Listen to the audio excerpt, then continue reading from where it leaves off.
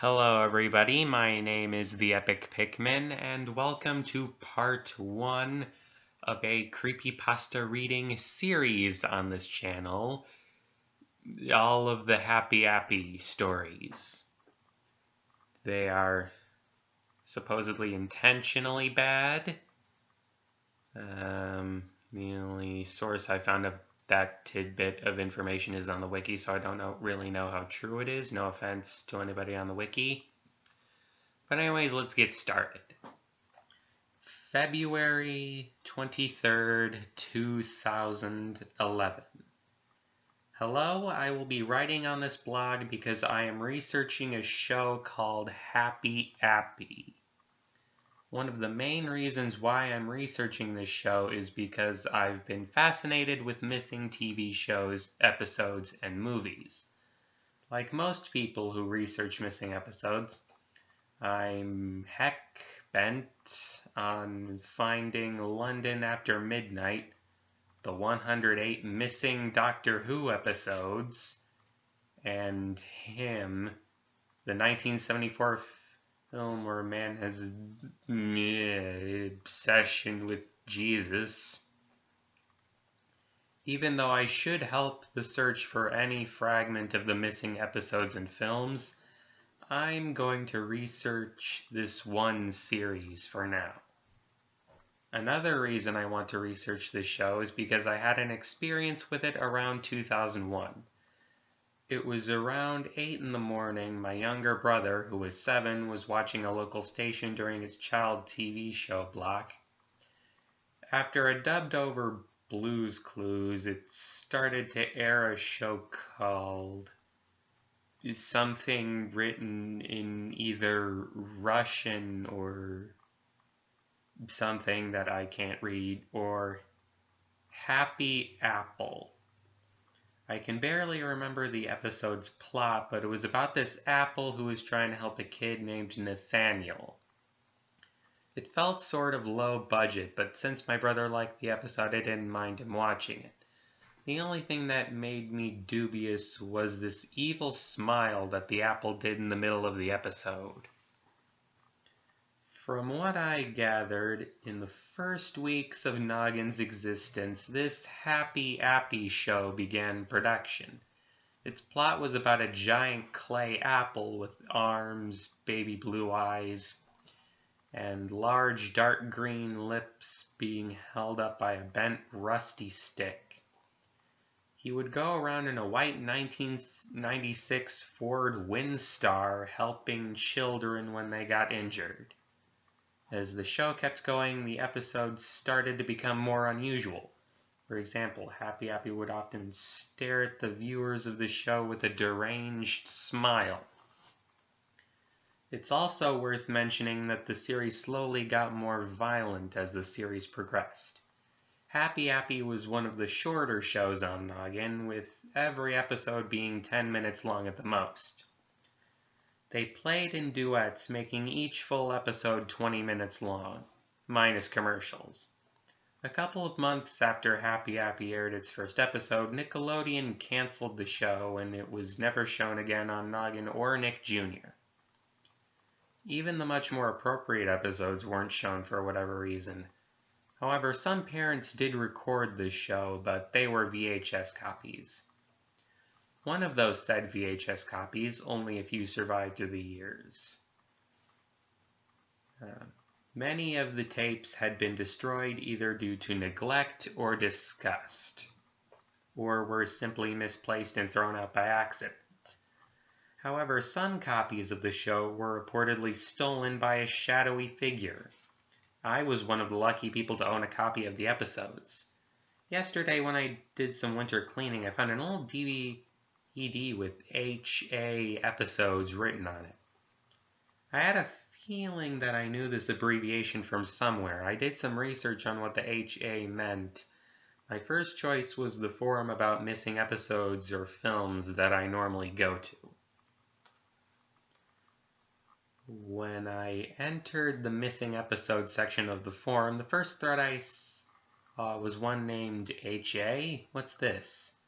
A woman posted the thread who had, like me, found a VHS with the initials HA on it. As I read the thread more, I found out that the initials on the disc stood for Happy Appy. This instantly reminded me of the weird low-budget show that I watched with my brother in 2000. In the replies, the users claimed that there are no known DVD copies around. I'm not sure how the disc got there, though. I certainly don't remember owning a disc that looked like it. After viewing the thread, I went ahead and put the disc into the disk drive hoping that it would work. Thankfully, the disc did work and it instantly cut to the intros of the episode, no menus or anything. Happy Appy's intro song had the same tune as Mary Had a Little Lamb and went something like this. Happy Appy, Appy App, Happy App, Happy App, Happy Appy, Happy App. He helps kids all day. I'm not singing this. This is kind of stupid, in my opinion.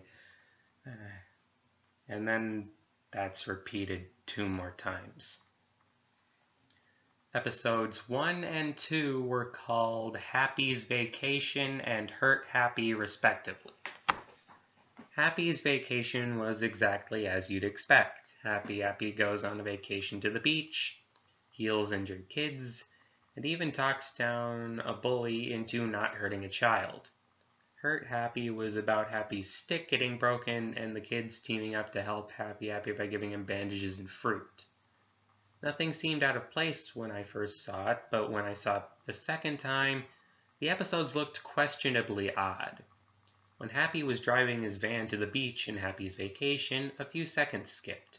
At first I ignored it, saying that it could be a scratch DVD, but when I checked the disc, it had no scratches on it whatsoever. Also, during the fruit scene in Hurt Happy, the kids gave him an apple for whatever reason. It could have been a mistake by the producers, though. Finally, I noticed some things in Hurt Happy that looked out of place. In Happy's van, during the intro of Happy's Vacation, there was what looked like the border of the Hope poster. But it was so out of frame that it could have been something else. At the end of Hurt Happy, there was a news broadcast about a 9.0 earthquake that recently struck Japan. Happy responded, "Oh no, you want help the Japanese, call this number," and a 1-800 number appeared. I thought those were just coincidental. Well, I was wrong. Episodes 3 and 4 were stranger. The intros of these 2 episodes were removed, but I found out that episode 4's name was Nate Needs Help.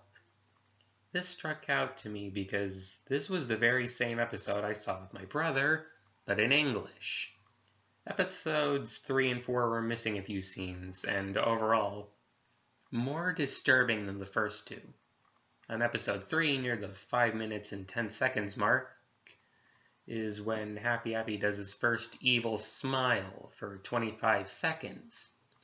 A scene that could send chills down anyone's spine was the boo-boo part in Nate Needs Help. Happy aids Nate, who has a bruise on his knee. He looks to the camera, giving off the same evil smile that I remember from 2000, and says, "What does Nate need for this boo-boo?"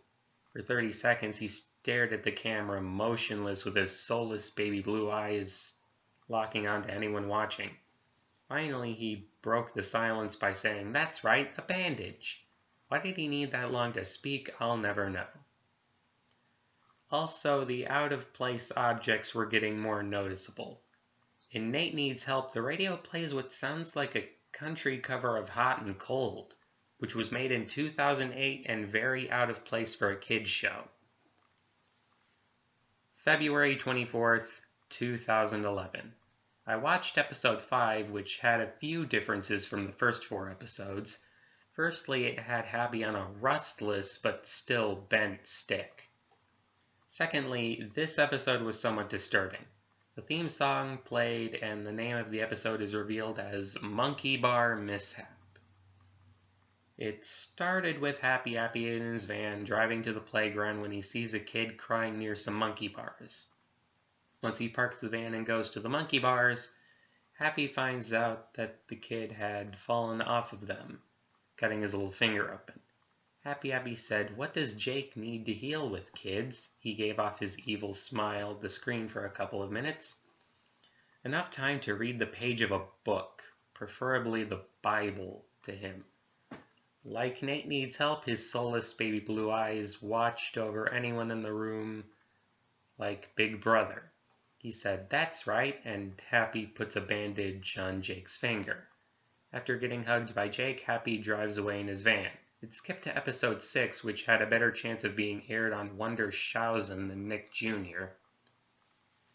In the episode called Never Run with Knives, a kid was running with a knife facing up.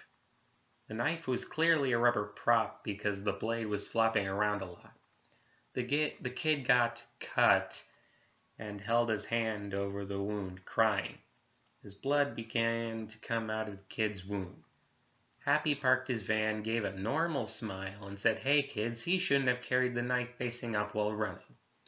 However, he did heal him by putting a bandage over the wound. The kid hugged Happy and he said, "Remember kids, never run with knives facing up, or scissors for that matter. Always walk with knives and scissors facing down." Happy took the kid to his van, drives off, and the credits played. However, after the credits roll, the episode takes a very disturbing turn when Happy comes back in his van, the kid missing, and says, "Hey kids, if you find me in my van, just talk to me, I'll take you away, haha." Episode 7 began with Happy on the playground, but he wasn't playing with the kids or helping them. He was just staring at them, with that unsettling smile I hate so much. A group of kids are playing with jump ropes. When Happy walks over to them, he calmly tells them something, but I could barely hear what he said. From what I heard, I can only make out, "Hello, Happy, how, me, please?" I could see where this was going. As the kids walk with Happy into the bushes of the playground, loud, violent screams are heard for almost a minute and a half until Happy begins to drag 3 bloody bodies to his van. I couldn't believe it. For the rest of the episode, he does that dang death smile. Why did they use that look so much? It was almost like he could climb out of your TV, grab you, and murder you slowly and painfully with a rusty knife. But he couldn't. I moved on to episodes 8 and 9. This time the episodes were so violent and shoddy that they couldn't have aired on Noggin at all. Episode 8 had Happy take a kid into his van. For half of the episode, flesh cutting could be heard, and so could loud screaming, which turned into gurgles. As the scene progressed, blood splatters on the window began to appear. Eventually, Happy emerged from the van and did a death smile until the end of the show. Like episode 8, episode 9 was gory and violent, but this episode was so coincidental and violent that I couldn't believe Noggin would even allow it, unless it was some sort of hijacking. It starts out with Happy walking around the playground when 2 kids ask him what the cycle of life is so that they could complete their homework. He proceeds to tell the kids about the cycle of life and frogs and plants. The kid said, "Thanks, Happy. Can you play with us for a bit?" Happy agrees and they start playing on the playground. When this happens, smoke starts to creep behind Happy and the children. It gets to a point where they start coughing because of how dense the smoke is. So they turn around and see what was making the smoke. Happy gasps at the sight in front of them. 2 towers were on fire and were burning up. A few people are falling out of windows to escape the fire. There's a lot of screaming, falling debris, and a crashed airplane in one of the towers. Only the tail of the plane was visible, which was nearing the point of collapse. I could hear a faint whining noise at this point, and I think that it was the plane's engine, which was probably still on. 7 seconds later, the tail of the plane finally broke apart, with the largest piece of the tail hitting and killing someone. During this scene, fire trucks could be heard trying to douse out the flames, but it only slows the flames down. The wailing of ambulances could also be heard, taking away the bodies of the people who jumped from the towers. showed a weird guy on fire falling out of one of the towers screaming. Happy and the kids are seen again, but this time they stood still in fear. The smoke kept getting thicker and thicker, slowly obscuring the trees and equipment of the playground. The debris from the towers fell around the kids and Happy, and a person ran up to them and told them to run away from the towers before running off. When the older kid worriedly said, "Happy, Appy, why are the towers on fire?" it cuts to a higher up floor that was near where the plane crashed, which revealed a kid that was under a huge piece of concrete crying for help. Some other kids tried to help him by lifting the piece of concrete off him. He was screaming so loud it was almost heartbreaking. There were bodies and blood everywhere, and the pain and fear on the trapped kid's face was so realistic I cringed. After the shot with the kid trapped under the concrete, the younger kid turns to the side and says, "Happy, Happy, why are people running and falling from the towers?" Happy, Happy turns to the camera, death smile on his face, and very coldly said 3 words. Those 3 words will haunt me as long as I research this show. "That's natural, children." He took the 2 kids away from the towers, leaving the kids stuck under the concrete, screaming for help. When the credits rolled, the audio of the scene kept playing, and at the end, before the video cuts out, something collapsed, making a very loud noise that could scare anyone watching. I jumped out of my seat. Was Happy a death bringer in the form of an apple? Or was he a master predictor? If that episode somehow predicted 9/11, I have to watch episodes 10 and 11 to see if there was anything else predicted. I might not see any predictions, though, and honestly, I hope not. Oh, and you want to know what happens when someone calls the tsunami aid phone number tomorrow? I'm going to go and call it. February 25th, 2011. Hey, I called the 1-800 hotline mentioned in episode 3. It was a pre-recording which I'll transcribe for you. Hello, my name is Happy Appy. I am every kid's most helpful and favorite apple. If you want to make a donation, press 1. If you want to know about the earthquake, press 2. When I pressed 2, the hotline said this: "An earthquake and tsunami has recently hit Japan, and we need all the help we can get. If you can make a donation of $1, $2, $5, $10, $20, $50, or $100, you will be a big help. Anyone who donates gets a Happy Appy badge." So I went ahead and donated $1 to the donation for the fun of it by using an outdated bank account that I never used. He responded, "Thank you for helping with the aid for the tsunami.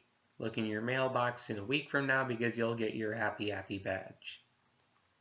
I'm wondering what earthquake Happy predicted. Between 1999 and the current day, there were no 9.0 earthquakes in Japan. Since the 2003 Hokkaido earthquake was pretty close to when the episode was released, as well as the magnitude mentioned in the radio broadcast, I guess he was predicting that. February 27th, 2011. Episode 10 was corrupt, to say the least. It started up, but it had no audio, and the first part was so badly compressed that it was hardly viewable. The next part was just plain static for the rest of the video. Great, a missing episode, I thought. Episode 11, called Happy's Trick, was actually watchable. The intro was just some weird offbeat carnival music with Happy doing his death smile at the camera. The episode began with him in his van, driving on a winding road. As the episode went on, scars started to appear on his body. Eventually, Happy reached the playground where many children were at play. He jumped out, looking like he was ready to abduct all of them, and said, "Hey kids, who wants to see Happy do a magic trick?" Like brainwashed zombies, the kids cheered and ran into his van. Happy closes the door and drives away from the playground. After a few minutes, the van came back and the side door opened, revealing a motionless and expressionless Happy covered in blood. I couldn't take it anymore. Appy was making me feel extremely nauseous for some reason, so I skipped to the end of the episode. From what I saw, the rest of the episode was him watching TV and reading the news with random zoom-ins of the newspaper. Why though? I'm guessing that they're predictions like episode 9, but after that episode, I'm not going to go back and read them. There was a very brief scene where Happy began to stab a kid, but it quickly cuts out to Happy watching a scene on his TV where the inside of a space shuttle catches on fire. Why the heck does the show keep showing scenes very reminiscent of future disasters?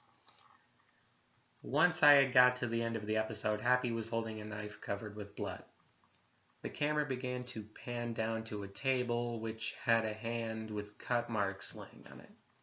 What was probably the most unusual thing about this episode happened after this scene.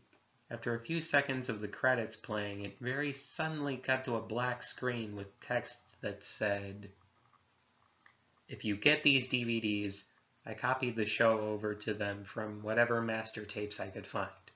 I wanted to preserve this show so that the last few episodes weren't lost forever." Now you might be wondering one thing. How did Nickelodeon air all of those episodes? I don't know. They just did. That's what. If you want to know more about this show, including its fate, see me, KC. Thankfully, I had a good grasp on whom the KC most likely was. Kevin Seward Christensen, a friend of mine. It wouldn't be out of the question. When I first met him, he did mention something about working with Nickelodeon until the end of the millennium. Wanting to learn more about the show's fate, I went over to his house. What happened when I got there was, to put it bluntly, odd. When I got to his house and rang the doorbell, nobody responded. The door wasn't locked, so I decided to come in the house and see what was going on. I heard a middle-aged woman crying upstairs, so I ran across the living room and up the stairs to see what was going on. Oh, excuse me. Kevin's wife was in their bedroom crying at a framed portrait of them together. I asked her what had happened to Kevin, and she replied with a very odd answer. Last night, someone or something took him away in his sleep. The police are trying to look for him, but they've come up with nothing as usual. They've questioned me and searched our house for any evidence, but there was none, except for this scrap of paper. She reached into her pocket and pulled out a folded piece of paper. I unfolded it, and it revealed itself to be a low-quality photograph of the scarred Happy Appy during the natural scene. While I was at their house, I asked her how those episodes managed to get aired on Noggin. This man had drugged the producers. He was going to. She only managed to say that much before bursting into tears. I can only think that whoever that man was had kidnapped Kevin on the 26th. After comforting her, I left the Christensen household and walked off. Once I started to get near my house, I was startled by the noise of a gunshot nearby. I instantly ran to my house, fearing that whoever kidnapped Kevin and killed his wife was trying to chase after me. Before I closed the door, I took one last glimpse at the bushes on the other side of the street, and one of them was a mutilated arm with an unknown figure standing behind it. You didn't say anything that said that Kevin's wife was dead. You were just talking to her. March 3rd, 2011. Hey, I wanted to know if anyone has any recordings of a Happy Appy episode. If you do, please send me an email containing video of it. You might wonder why I'm asking this. Well, I found my disc in pieces on my desk, and no, I did not save the videos to my laptop. Oddly, the way it was broken was almost like a claw slashed the disc into thirds. The paper with Happy Appy on it was nearby with writing that said, "No more evidence now, huh?" I wonder who was angry enough to destroy my disc. March 4th, 2011. The badge finally came in the mail today. It came in a small box that had, interestingly enough, a timestamp from 2000. I can only guess that Nickelodeon still had some left over from when the show was still popular. When I opened the box and dumped out the contents, the badge came rolling out with a letter attached to it.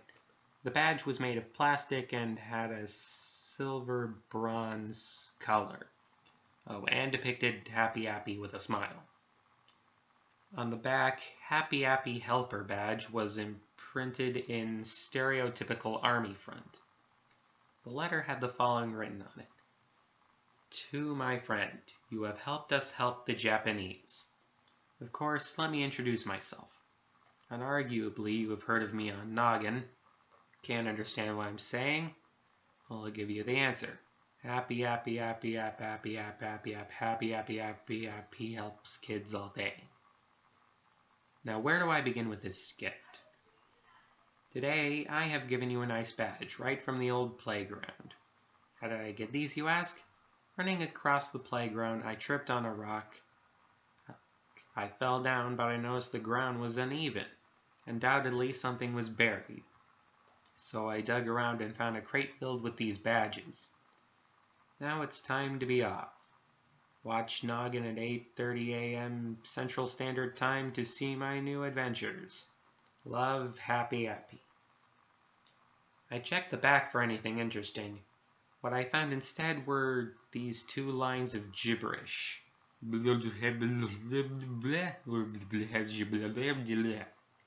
don't even know what they are. March 5th, 2011. Today I got an email from a man who claimed to be a user on WikiLeaks. He had heard about my research on Happy Appy, so he tried to find any documents related to the show. He did find one which told employees at Nickelodeon to never air certain TV shows or movies. After browsing through a massive description of Crybaby Lane and other shows, I found this block of text in the middle of the document. One show, originally named Happy Appy, was cancelled due to excessive violence and gore. The show depicted a personified apple named Happy Appy that taught kids how to handle certain injuries, and on an episode called Hurt Happy, Teamwork. On their last and only 8th episode, only an hour had passed when Noggin began to remove all traces of the show. Children who had watched the show's final aired episode allegedly attained symptoms of nausea and sleep deprivation. A 2003 report says the episode seemed to depict explicit imagery of the September 11th terrorist attacks, even though the episode aired in 1999. I'm getting a lot more dubious about this show. And I think I'm going to end that here. In the next video, we will be continuing from June 1st, 2011.